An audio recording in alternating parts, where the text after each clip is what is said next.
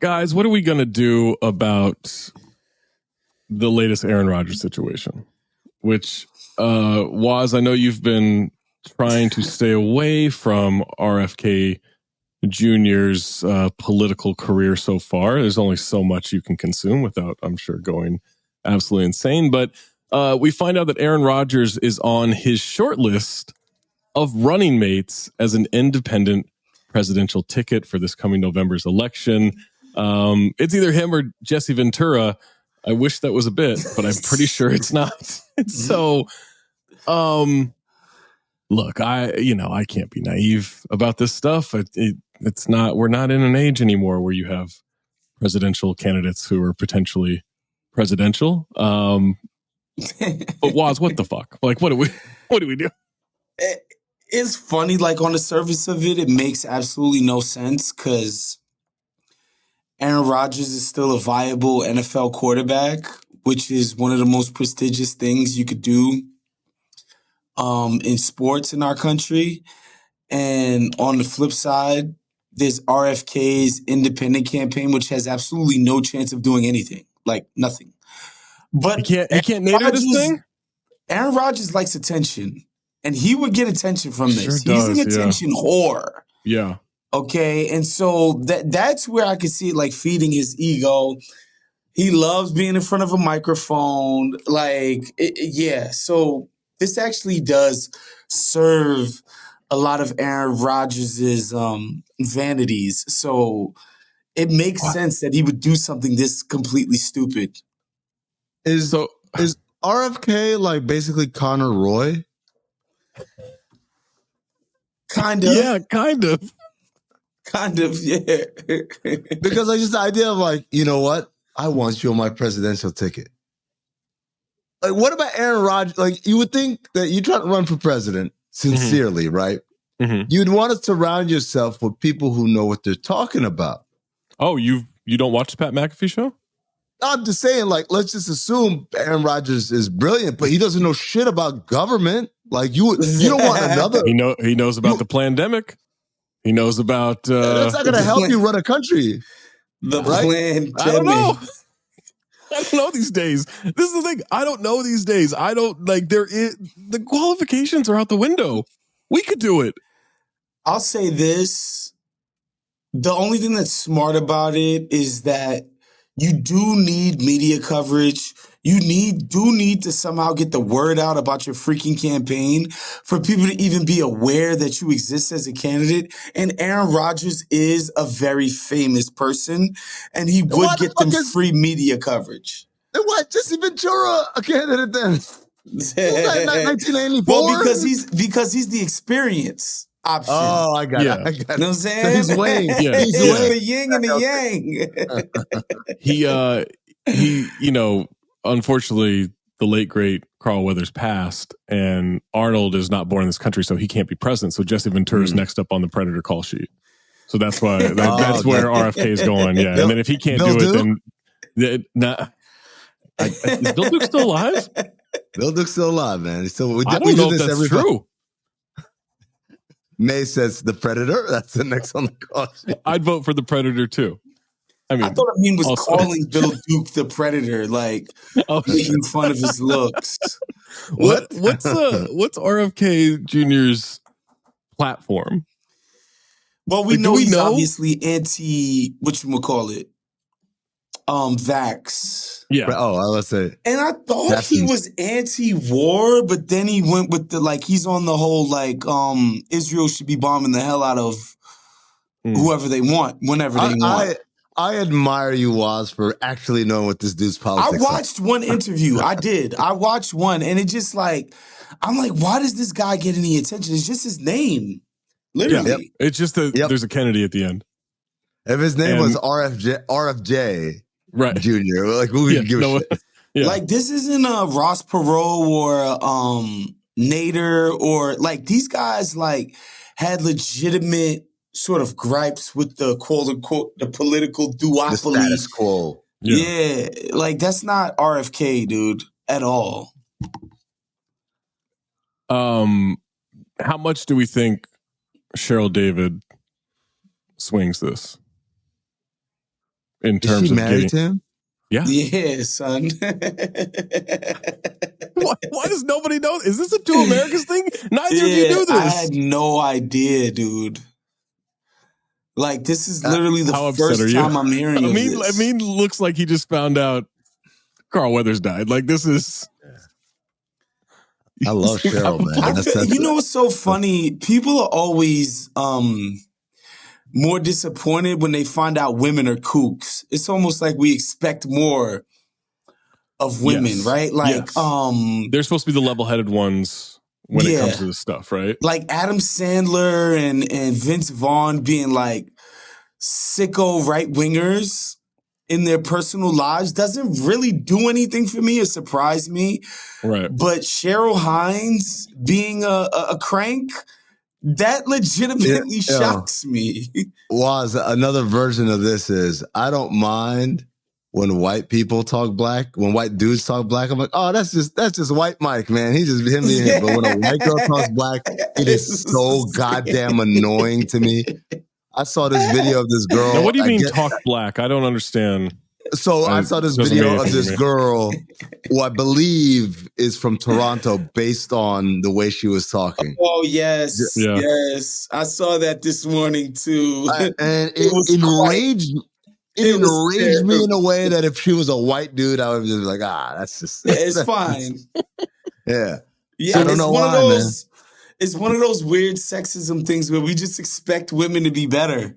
And we give men the excuse of being pieces of shit. You're only allowed to do this shit when it's like whatever's in retrograde, right? Like otherwise you got to be the sane ones in this.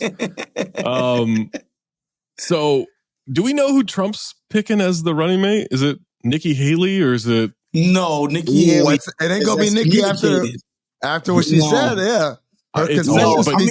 Everyone always gives in. Just the I'm not fact buying that she ran this campaign against him, I think he's like Dumbledore.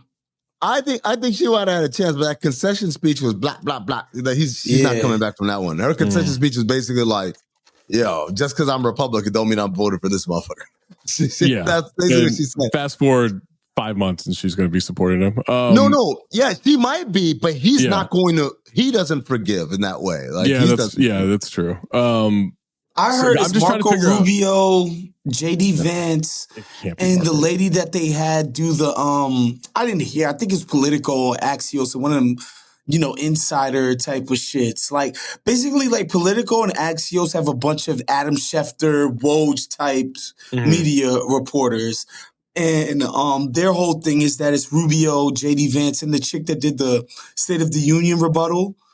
Katie Britt or whatever his name. Oh my god! Into the mic. In her very relatable kitchen, that has a $10,000 refrigerator in there. Although, think about it, Zach. She did like Galaxy Brain 4D Chester shit. No one can tell her to go back to the kitchen. She's already there. She's already in the kitchen. Welcome to the Zosny edition of the OG Pod. Breath here. You have to say it. Breath here. Right. Welcome to the Zosny edition of the OG Pod. I'm Zach Harper. That's Greg Wass. And that's Amin Elhassan, not born in this country. You didn't have to put that out. I figure I had to do that. Well, I just figured if I'm going to be her, I figure I got to do that. Guys, we could move away from. Well, I don't know if we move away from politics here. Isiah Thomas went on the Draymond Green show podcast and said some absolutely wild stuff. So we're going to discuss that. We're going to discuss Anthony Edwards torching the Clippers. We're going to discuss Michael Finley talking about Luka cooking Grant Williams in a practice. Maybe even we don't know that it was Grant Williams because Michael Finley said, I'm not going to name names, but it was Grant Williams. We'll take that to the Spin Alley, our new segment. That you know what that reminded me of, by the way? One of Kanye's many sicko interviews where he's like, these doctors of an ethnicity. I'm not going to say what it is. And I'm not allowed to say Jewish. I'm not going to say it. They were Jewish. Yeah. And then for the Patreon segment, patreon.com/countthedings, you get access to not just this show's extras, but the extras of every show on the Count the Dings network. We will discuss, of course, Big Baby Davis, porn director. But we'll start off with Isiah Thomas. I used to love that job. This is him on the Draymond Green show. I'll just say, maybe not telling the truth. This is what Zeke had to say. Michael Jordan's last All-Star game, I coached his last All-Star game. Vince Carter had won the starting spot. I took Vince Carter aside and I convinced him to give his spot to Michael Jordan. I never knew this dude felt the way he felt until the last dance. Wow, really? I'm like, all these years, you've been standing behind a tree throwing stones and letting somebody else take the fall for it. Had I known you felt that way, I definitely would have treated you differently. Hey, I only know how people are with me when they treat me. Now, some people will say, well, why didn't you shake his hand? The champions, they always left the court. And then they would come into your locker room after the game and shake your hand and say congratulations. That's how it goes. Chicago, they're the only champion that still cries about somebody not shaking their hand. First and foremost, there's not a chance in hell I believe that he had no idea Michael Jordan didn't like him. Come on. Yeah, that one's stretched. That's one stretch. And didn't find out until the last dance. Until 2020. Until 2020. This dude hated him for 30 years. 30 years. Pandemic 2020. No idea. Yeah. He's just watching like, wait a second. Mike doesn't like me? He had problems with me? I never knew. Which is funny because in the last dance, he talks about having problems with him. Like, yeah. Like in the interview, he was intimating that they had issues. So when he didn't make the dream team, he was just what? He talks about how Mike kept him off the dream team, but there's that whole thing of like, I met the criteria. But anyway, I just like the idea that it was, like Isiah was so, in the dark about the hate that he himself personally convinced Vince Carter. We know damn well Vince Carter, and it probably wasn't a two-person decision. It was like, yo, guys, it's Mike. It's his last game. The entire league was pressured. Like, this wasn't like Isiah going, this is like, what? I got an idea, Vince. Also, given the Carolina connection between the two of them, like, I kind of feel like that might have been more of a one-to-one conversation, or at the very least, like, yo, Bill Guthridge, could you call him up and tell him, Dean Smith, are you still alive? Yeah, if you are, go ahead and call him up and let him know, or whatever. Weird phone call. Hey, are you still alive? If you are, please call him. Because then what happens is it's a voicemail, and then like Mrs. Smith is like, hello, I'm sorry, Michael. He's passed away several years now. It's Dean Smith's wife from Germany?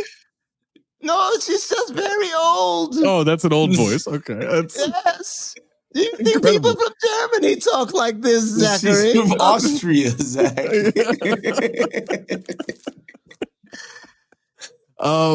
Also, yeah, coach. Yeah, coach.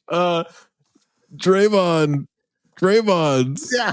That's my favorite part of that clip. Actively, yeah, that's the best part of the clip. Like, I don't care about the lies that Isiah is telling here, but Draymond like, wow, really? Wow. Like very Charlie Kelly. Draymond is not the NBA's best actor. I think we can all agree on that. Let me ask, because I didn't watch or listen to the full episode, I've just seen that clip. When he talks about the Bulls walking off the court, not shaking hands, because the champions would always then go to the locker room, right? I know Draymond is the new media and he does things differently. Did he have a follow-up question of, so you went to the locker room and shook their hands? So, to be clear, what Isiah is talking about, I don't know about like the champions always, I don't know about that. What he's talking about specifically, though, is in 87, when the Celtics beat them. Yeah. Or excuse me, in 88, when they beat the Celtics, The Celtics walked off the floor without saying what's up. And then they went in the locker room and congratulated them afterward, meaning like Bird and those guys came into the Pistons locker room and said, hey, man, congratulations. But at the moment, they walked off with time left on the clock, which was really the crux of Isaiah's argument all along is like, why are y'all acting like we're the only ones who did this? When Larry Bird did that shit, nobody said shit, which is a pretty strong counter argument. Sure. Now, turning it into this is like the tradition, like, I can neither confirm nor deny that. But also, wouldn't we have heard then that the Pistons went into the Chicago locker room and like congratulated them? There was animosity between the Celtics and Pistons hated each other. They fought all the time, right? The Bulls and Pistons hate each other. But if you're telling me this is tradition, this is what champions do, I have to assume then that you kept the tradition going, went to the Chicago locker room. We never heard about it. They were probably all chasing the same 5 chicks in the Midwest. You know, like, we know what the hate is about. Come on now. Stop it. Stop it. That's all these dudes hate each other for. If you can believe one lie out of those 3, the this is tradition of what champions do. I told Vince to step out of the starting lineup, or I didn't know about this hatred until the last dance. Damn, which one do you rank? Which ones are the most believable to least believable? The one that's most plausible is like it's plausible that Zeke's conception of what champions did at that time was what he's saying. Not that it was the actual, you know how everybody in the NBA knows you can't take a layup, you know, when you have the ball, even though the shot clock's about to expire and you're about to win the game. Everybody knows that role. I think Zeke is just saying, well, if the Celtics did it, they must have been following some championship protocol. I could believe that he thought that to be the case. It's the most plausible of, no, Zeke, it was not you that had to sit down with Vince Carter and convince him. No, see, I'm going opposite on this. I'm going number one is he probably did have a conversation with Vince, a conversation that was not needed because Vince already like, I'm doing it. But he probably did, like, on the record, sat down, right? Guys, I sat down. This is like the whole time. Like, I believe Draymond told Adam Silver, I'm going to retire. And then but I don't believe he was going to retire, right? So like it's technically true, yes. Exactly. So I think that's one. 2 is this is what champions do. There's just no like there's least not a fucking chance that he didn't know Mike didn't like him for 30 years until the last dance came out. There's no fucking way. That's a wild one. That's a wild one for real. It just doesn't make any sense. Speaking of Mike and Zeke, this is a clip from the same show, the same Draymond Green podcast. He's demanding an international apology. Where's your relationship at today? And is that salvageable? Dude, no. Not salvageable. No. This dude got on national television, international television, and called me an asshole. Somebody who's been really good to him. And until he apologizes on international television, no conversation. You can't apologize and have a private dinner when you didn't embarrass me publicly. If you didn't mean it, say it publicly. Now, if you meant it, let it stand. I'm good with that. So he thinks Netflix is international television, right? I mean, what does that mean? You get the gist. The gist is like this wasn't something that was only local and people in France don't know about it. Everybody all over the world knows about it. State of the world address that was on. I mean, live it kind of TV. was. It was during the pandemic, and everybody has Netflix. I mean, I get what he's saying, man. Yeah. It is an international platform. You would agree with that, though, right, Zach? Yeah, they don't all have the same content, but whatever. We're getting bogged down here. Like, it's fine. They watched it. I do love the idea of like, I need an international apology. That's what I'm going to start. I'm going to start demanding that of people. Like, nah, man, that ain't good enough. I need an international apology. You've seen on the internet, people tweet shit like, the apology got to be as loud as the disrespect. Oh, my God. I've heard people say that like 10 trillion times before. My favorite version of that was when Trae Young received 4 votes for Rookie of the Year. And then next year, he was asked about, going into next season, he was asked about those 4 votes. Like, oh, you only got 4 of the 100 votes for Rookie of the Year. He goes, yeah, I need to, like, I'm making it my mission to prove those 4 voters right. It's like, that's not how Rookie of the Year works. But also, Zach, thank you for reminding me of a time where my Twitter was routinely people after Trae Young would have a big game. Oh, I thought you said Luka was better. Yeah. It's just like, dude, it was like on on draft day. On draft day, that's still happening though, right? I mean, you're still getting those tweets. No, oddly enough, they've stopped. They've Are they on Threads now? Maybe they're on Threads now. You should check. No, they're not on Threads. They're not on Pinterest. They're not on Tubi. They're nowhere, right? I don't know why they would be on Tubi, but hey, man, I got this apology for you. No, that's Pluto. That's Pluto TV. That's Pluto, yeah. Don't get that confused, man. Nah, man, it's funny. Look, I understand what he's saying again, Isiah. But again, also, he's like, this guy called me an asshole. Like, Isiah, aren't you an asshole? I'm an Isiah apologist. I am this dude has helped me in my career and stuff like that. I'm definitely pro. If you tell me pro Isiah or Michael, I'm picking Isiah because I don't know, Michael's been an asshole too, but no one seems to have a problem with it. But like Zeke is, respectfully, like it's just like one of us. Someone say, Waz is an asshole. I'm like, well, yeah, but like that's why I like him. But he's great. Like, it's a fun, yeah. So Zeke is asshole-ish as he is. He is pretty charming because he does incredibly charming. That also, devilish smile. Zeke, if you want to send some of that Chirlon champagne our way, count the dings. What's the name of the champagne? Chirlon.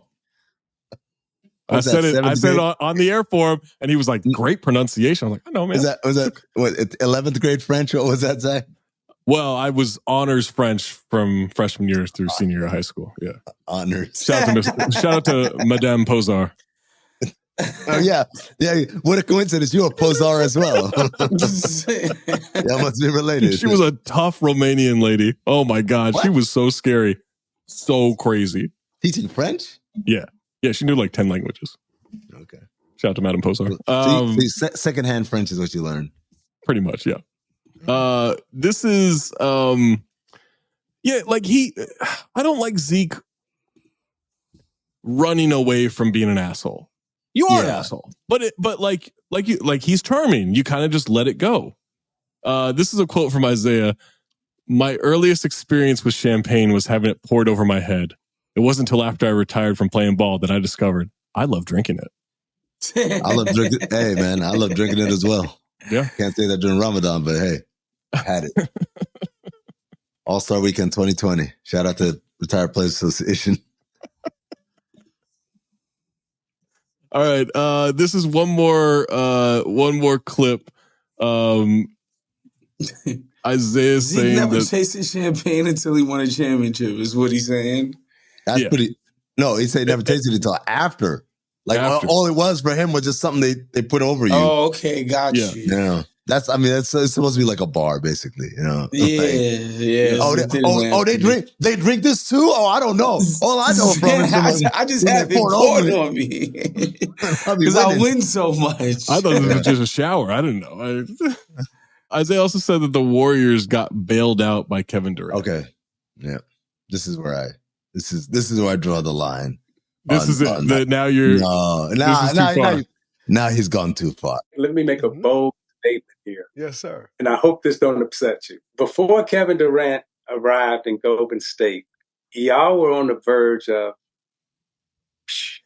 and being remembered as the team that went 73-9 and lost to a Cleveland Cavalier team in the finals. You up 3-1, and probably one of the biggest collapse in NBA Finals history.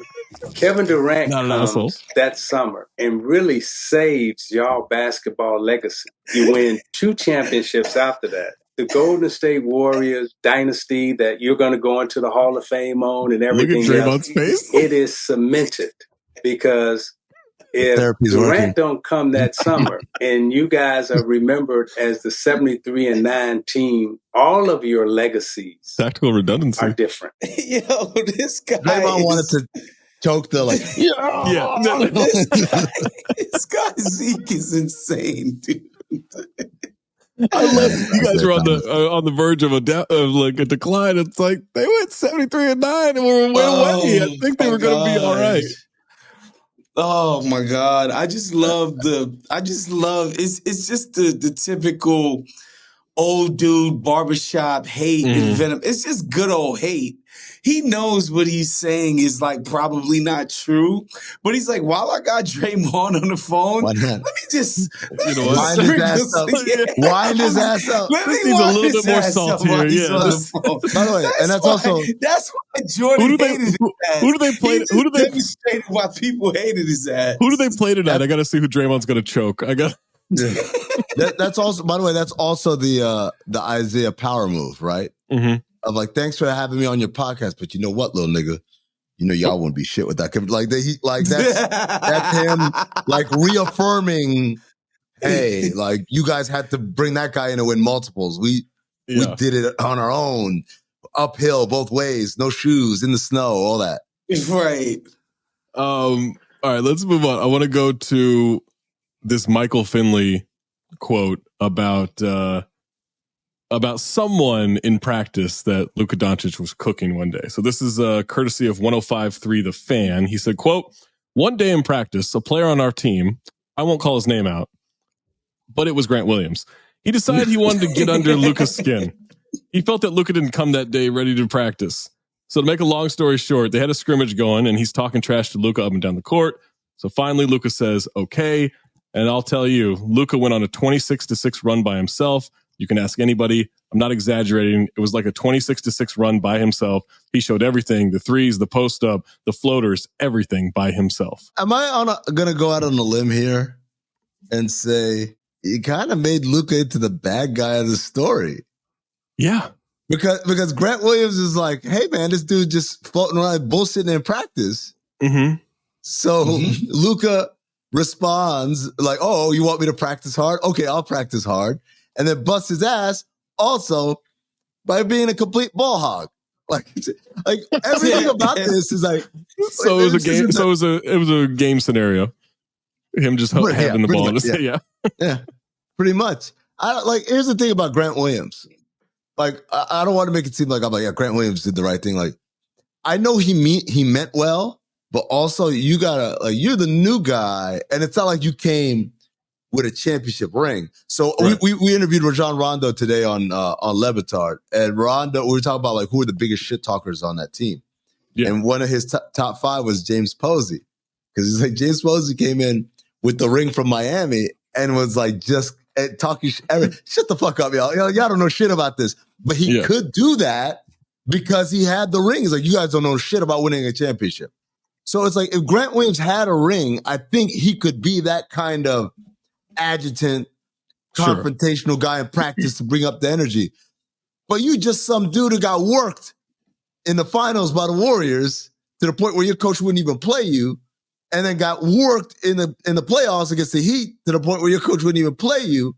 Mm-hmm. You can't come in and challenge the best player in that way without having a relationship with him, which I don't get the feeling that he built. Well, let's take this to a new segment called Spin Alley. Oh, Spin Alley. Amin and I invented this on NBA radio this past Sunday, and it's a lot like Spin Zone. It's a lot like political stuff, right? The president will deliver a speech, and now he's got all these lobbyists and representatives and everything. The surrogates. There to explain the message of what, have a negative thing, they'll explain why it was good, right? Like they're ready to spin this thing. So, Woz, you want to take the position of spinning for Grant Williams? Yeah. Okay. And Amin had some good points, but I have some others. And I'll flip it. I'll do Luka. All right. Yeah. There we go. Because if you're Grant Williams and you're rightfully pointing out that this guy who routinely comes into camp out of shape, playing in the regular season out of shape, is not taking practice seriously enough. He's being treated like a boy prince, obviously, within that organization, and people sucking him off because he lost 2 7-game series to the goddamn Clippers. That's his claim to fame. And then I'll point out of the last really good role player that was in there, Kristaps Porzingis, has left and played the 2 best seasons of his life post Luka Doncic. And so what that story says to me is that here's a guy who's smelling his own farts, doesn't take his job seriously enough, and the fact that it takes the likes of Grant Williams to rile him up at all is all the problem you need to know. And guys don't love playing with Luka. Well, I'm a Grant Williams guy here. This sounds a lot like you're not a Grant Williams guy as much as you're an anti-Luka guy. Hold on. One last thing. Rick Carlisle went back to goddamn Indiana voluntarily because he was sick of dealing with the boy genius, the boy Prince, Joffrey Doncic. And so, yeah, man. Grant Williams got to get some respect for even stepping up to the plate of taking his job seriously. So, Waz, I need to know, like, is Grant Williams, it sounds like it could just be anybody here. Like, Grant Williams, there's nothing special about what he did, and they sent him out of town, shortly after this. So this just seems like an anti-Luka thing. Is indicative of what happens when people challenge the authority of the dictator of Dallas, Luca Doncic. And so Grant Williams is one of the rare people that stood up for himself against the Luca Doncic. He didn't back down, just lay down and let this guy be the freaking Kim Jong-un of the DFW. Come on now. Is Kim Jong-un the baby king? I don't remember which one is which.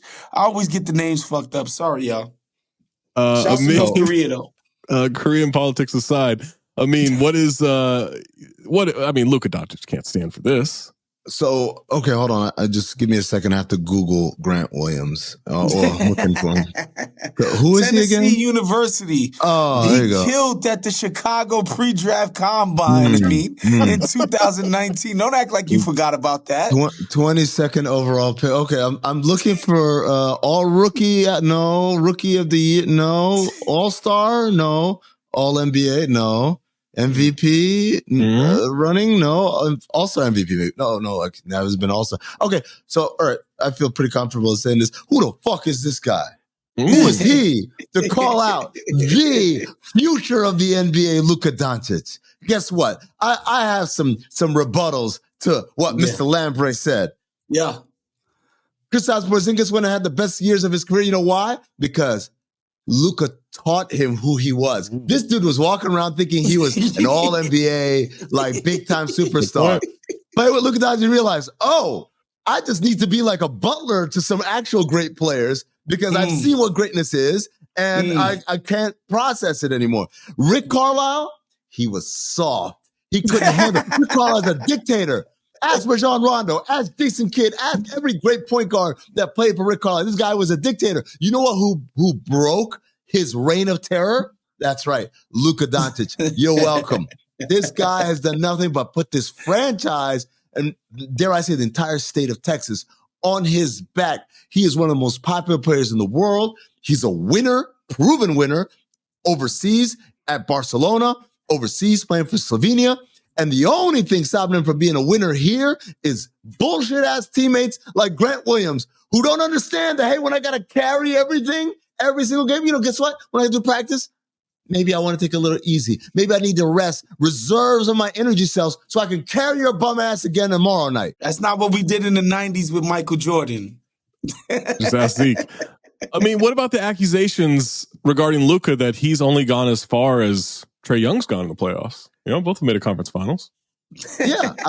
No, you know what? That's very fair. You know where Luka would be if they flip-flop? If Luka was playing for the Hawks and Trae Young was playing for the Mavs, they wouldn't even have made the playoffs, right?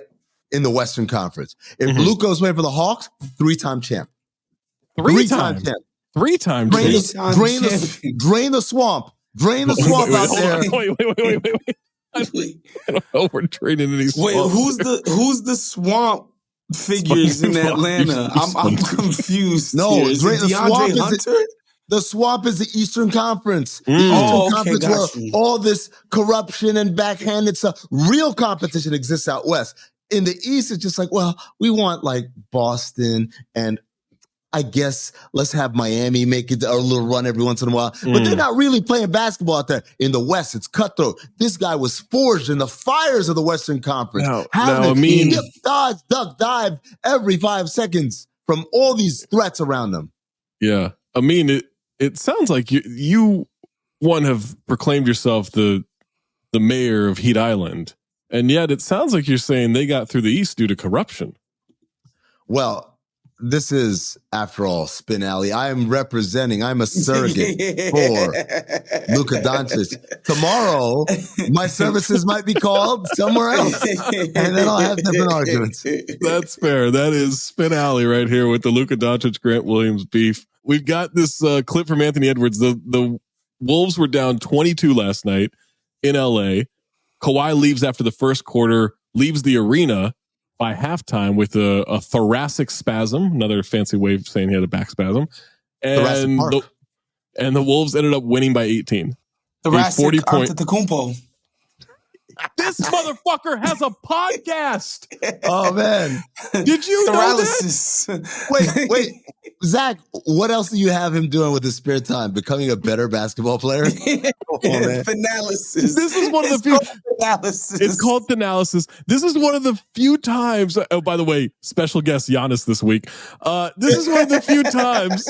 How'd he get that? That's a crazy big get. He threatened to tell mom on him if he did.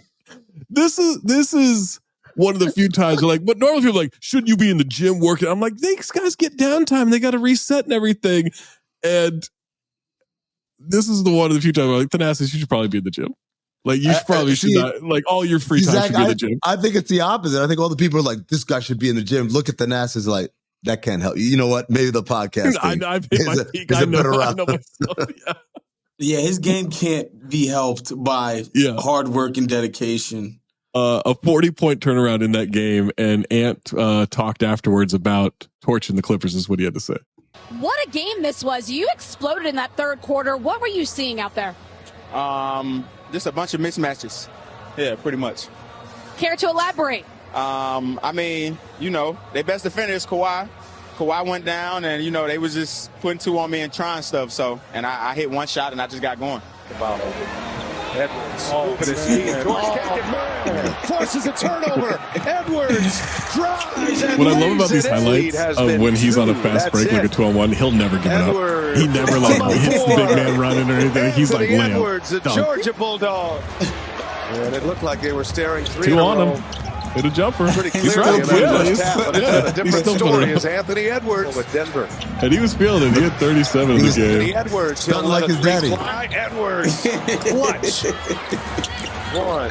No, Edwards. That's a putback with two guys around. Yeah, there's 2 on him the whole time. We felt like this was a statement game. We was down 21. I mean, regardless of who they 22, regardless of who they lose, I think my team came out the second half and put on a show, and I'm super proud of my teammates. What I love is the shit-eating grin he does. He delivers the first one. I love the leans. The leans as he starts to get the first answer, like just sassy as fuck.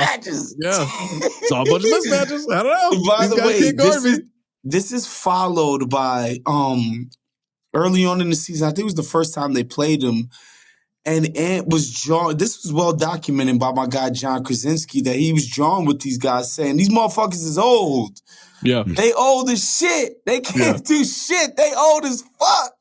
And so he's clearly got something going on with the Clippers. And this is just a continuation of that. But I love that he embraces this kind of shit. The next time the Clippers see him, they're gonna have to sack up and play with some pride. You feel me? I love that. We need more of this in the NBA, not less.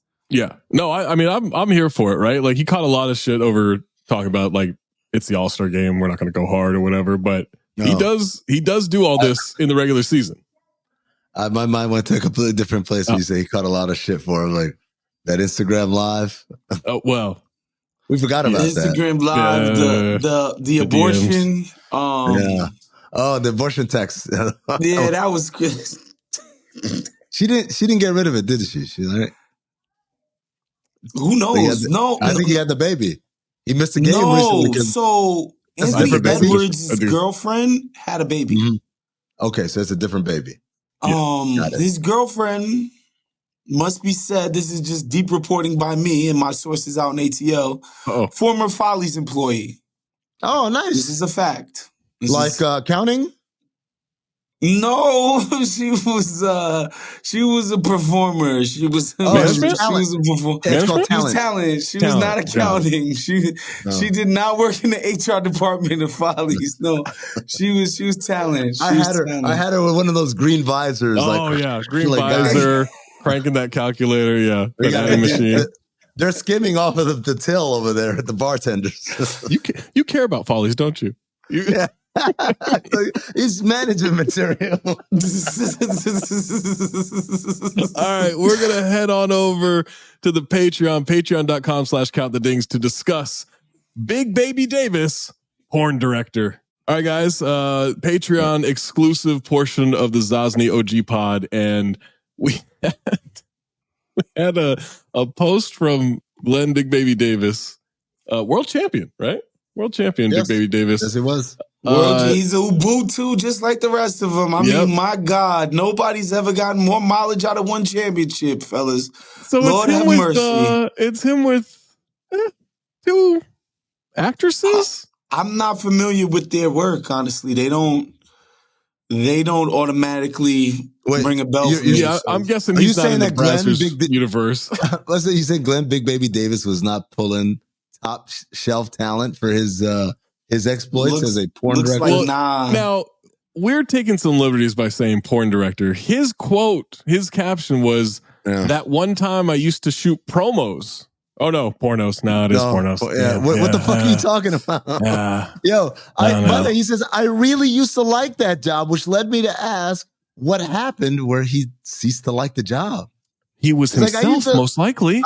I really used to like that job until they started. I don't think he stopped liking the job. He stopped having the job. By that face, I don't think that's a man capable of not liking this job. Yeah. This is also, remember, this is a guy that beat up a hotel lobby once. The whole lobby? Remember that? He beat up the lobby. You don't remember that? It was like a Days Inn or something like that. Like he's like throwing shit everywhere. Like he was mad because they wouldn't give him a room so he'd go have sex with someone. Yeah. This was years ago. Hold on. Glen Big Baby Davis. Like hotel lobby incident. Hotel commercial. Anthony Mays said he's looking into it. This is in 2013. Wow. Yeah. Almost 11 years ago. Courtesy of TMZ Sports. Yeah, are we watching this? 2013 is crazy. Yeah. So I believe the story was that he was trying to get a room to go have sex with this woman. Right. And they couldn't give him a room right away. And he's like not having it. Look at the keyboard. This is crazy. He's an angry drunk, isn't he? Yeah. Yo, the chick on the couch is like, what in the hell? That's the chick? Yeah. It's 4 in the morning. He's very unperturbed by any of this. Yeah, she's been through this before. The fact that this is can't respect the comfort in is crazy. Big Baby couldn't spring for the W, huh? I'm guessing it was a proximity thing. And also, I think this was in Florida. I can't remember. I don't want to zoom in, but if we could zoom in on the woman, not W material. Let's just be honest. Wait, you can't have a cop in shorts and then a cop in pants. You can't do that. You can. You just know which one to respect. Right. It ain't the one in shorts. So let's go back to Zach. Media over exaggerating. He didn't beat up a lobby. He just threw a keyboard. Who among us? Ah, man. Who among us hasn't thrown a keyboard a keyboard at a Comfort Inn? At 4 in the morning because I can't have sex with my concubine, with my courtesan. Yeah, I've never lost my temper with hotel employees before. Damn, he was thirstier than a motherfucker. Mm-hmm. He should have just pulled up to a little motel situation. I think that's what that was. That was. Yeah, that wasn't even a Days Inn or a Holiday Express. Hold on. Am I showing my privilege now? The Days Inn, Holiday Inn Express. Those are not motels, guys. This is not a Marriott. Those are not hotels, motels, guys. Motels are the joints where it's the single row. Yeah. And the door is on the outside. Like there's no inside to the motel. Yeah, there's no interior lobby area. There's you no come out and you see the garden parking lot right there. Yeah. Your car's parked right beneath. You're parked 6 feet at most away from your door. Like at most. Everyone can just park in front of their room. Yeah, you could jump from the doorway onto the hood of your car. Like easily. That's a motel. Yeah. That looked like do they have key cards, or are those also still with the No, it has the clicking. Yeah. Yeah. Can we go back to that post though? That time I was shooting pornos, really missed that job. Pornos, call him a pornos too, by the way. 20 CB. I guess Baby was in LA. He was a Clipper at one point. The comment is a fan saying, "My kids follow you, bro. You're my kid's favorite player. He follows you." And Big Baby responds with, "Well, tell him after basketball, his life will change. He's gonna have to find a real job. This is me trying new things." I'm with it. Hey man, I'm sorry. I'm with it. That's a level-headed response. I'm sorry. The truth of the matter is, there's no shame in taking a new job. Remember when the Cosby Show dude was working at Trader Joe's? Oh, yeah. And everybody was like, what the fuck? Why is he working in a goddamn Trader Joe's doing real work? Alvin from the Cosby Show. People gotta make some money. Tiger Woods. Alvin from the Cosby Show, aka Donovan McNabb from Always Sunny. AKA Tiger Woods. He was also Tiger Woods. He's Tiger Woods. So by the way, he was doing it because he's a working actor, meaning he doesn't, I don't know if he doesn't get health insurance because his SAG, you have to have a certain amount of hours or whatever. So he's working at Trader Joe's because like the benefits more than anything. But yeah, man, like, you know what, man? Like, this is life, man. Sometimes your heroes direct porn. Also, I'm calling bullshit on that dude. There's no fucking way. Give me the comment again. Show me the comment. Wait, hold on a second. Mace, what did you just put on the goddamn screen? At one time, I used to shoot pornos. I really used to like that job. Oh, this is another still. Okay. That's not him shooting pornos. He has his phone out, and this woman is spread eagle on a couch. I mean, and he's wearing a Lawrence Taylor jersey. But Zach, they have camera. Zach, they have cameras on phones now, so they kind of. But that's not shooting a porno. Mace, can we go back to the comment, please? There you go. You're my kid's favorite player. He follows you. Bullshit. There's no way. This is like when Chappelle was talking about, yo, how is your kid's favorite artist in the world? It's not Usher. It's Michael Jackson. He's 9 years old. He wasn't alive for any of this shit, man. Again, the fact that your kid, favorite player, even at Big Baby's prime, not Kevin Garnett, not Ray Allen, not Paul Pierce, not Rajon Rondo. You're going with Big Baby's your favorite player. Second of all, that was 15 years ago. What are you talking about, my man? Bullshit. I'm calling bullshit. Good on you, Big Baby. What was the other dude on LSU? Tyus? What was his name? Tyus? Tyrus Thomas. Tyrus Thomas. Ain't maybe this guy's from, Baton Rouge or something. You know what I mean? Man, I would say Garrett Temple before Big Baby. Facts. We're gonna go down the LSU Thomas, path. big bus energy. What's a bigger lie? Is it that guy saying this is my you're my kid's favorite player, he follows you? Or is it just told my 10-year-old daughter about #RBG? She had tears in her eyes, and then she did the Wakanda pose and said Ruth Conda forever, which is the sort of pop culture crossover that I can celebrate. What's a bigger lie? Wait, who wrote that? Who was the one that did that? That was during the pandemic, Alexandra Lee. Who's Alexandra Lee? Just some person? I don't know, but I remember this thing went like viral. People were shitting on this tweet. People believed it. People thought this. No, people were shitting on it. Like people were like, "There's none of this happening." That strikes me as like one of those. Your kid was moved by the life of Ruth Bader Ginsburg. No, when she said Ruth Conda forever, it's obvious this person is like a professional comedian. Ruth Conda forever. This is actually a writer. This is actually a comedic writer. Like, this can't be 7,100. She was being tweets. ironic for sure. There's no way. Ruth Conda forever. Like, it's like, that's how. She had tears in her eyes. She had tears in her eyes. Ruth Conda, a chick that was 98 years old passed away. Here's why I know it wasn't shtick, is because her account is protected now. Oh, man. No, that's because people don't get jokes and then they go nuts. No, she had 800 followers and her account is protected, has no profile, no bio. That was a real attempt at Follow her, you coward. All right, I'll do it. I'll request her now. Oh, my goodness. We'll see. We'll have her on as a guest next week. We will. Sure will. You talk about like your heroes and everything. If your child, if their hero is Glen Davis, you're a bad parent. You're a bad father. Parent. You're like a really bad father. I don't care who they follow on. It doesn't matter who they can follow all the worst people in the world on Instagram. That is not nearly as alarming as you grew a child who then decided Big Baby Davis is my favorite player. Is my hero. Not my favorite, but my hero. It can't happen. Nah, man. But I'll say this, guys. Ruth Conda forever. Okay. Thank you for being a Patreon subscriber. Thank you for checking out the OG pod. Check out Monday's episode with Tom and Trey, and make sure you subscribe, doing all the reviews and 5 stars and all that stuff.